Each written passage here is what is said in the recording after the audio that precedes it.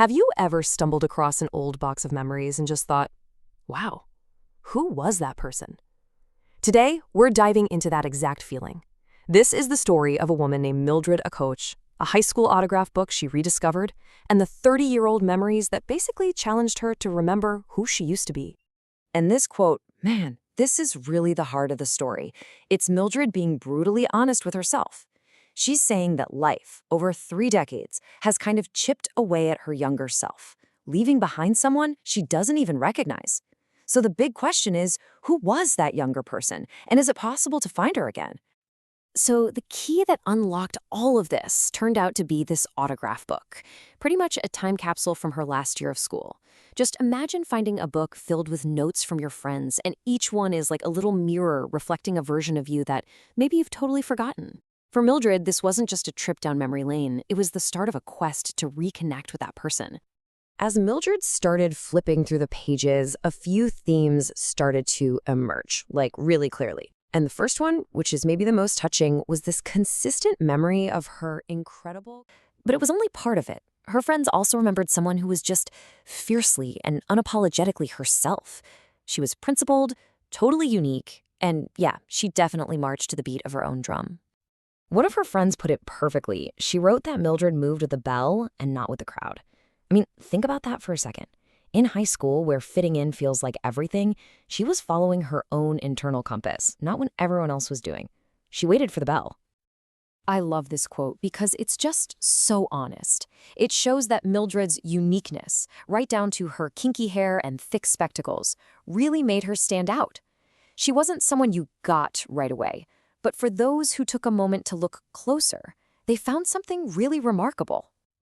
And you know it's so cool? Her friends didn't see this as her being weird. They saw it as a strength. They actually admired her for being in a world of her own.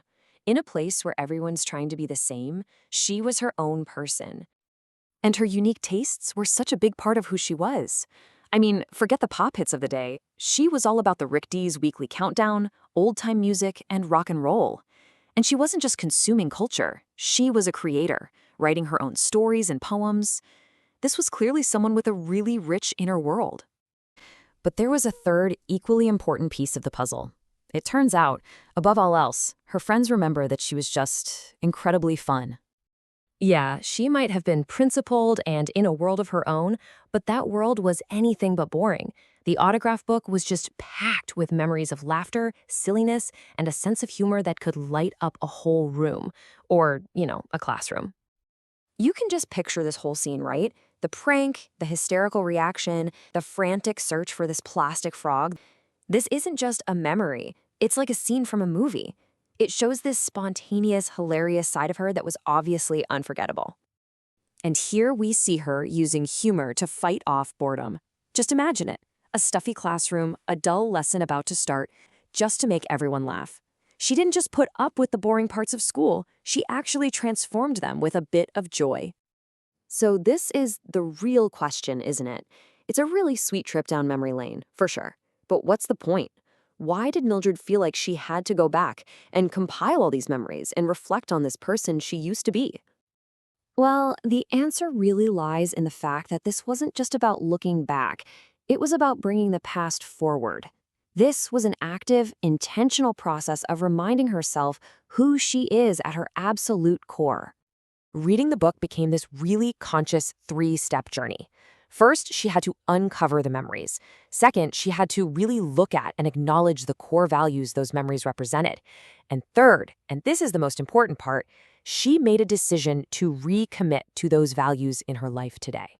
So in the end, she rediscovered a person defined by 3 incredible things: a spirit of generosity and kindness, a principled and unique character, and a fun-loving, humorous soul. This was the person her friends saw so clearly all those years ago. And that's the ultimate takeaway here. This whole thing was an intentional act of self-preservation. It was her way of looking at the person she felt she had become and saying, nope, that's not who I am. I need to remember. And that kind of leaves us with a question for ourselves, doesn't it? If you found your own high school autograph book, what would it say about you? What version of you is living in those pages? And more importantly, is that person still with you today? Maybe the most important memories are the ones that remind us not just of what we did, but of who we always have the potential to be.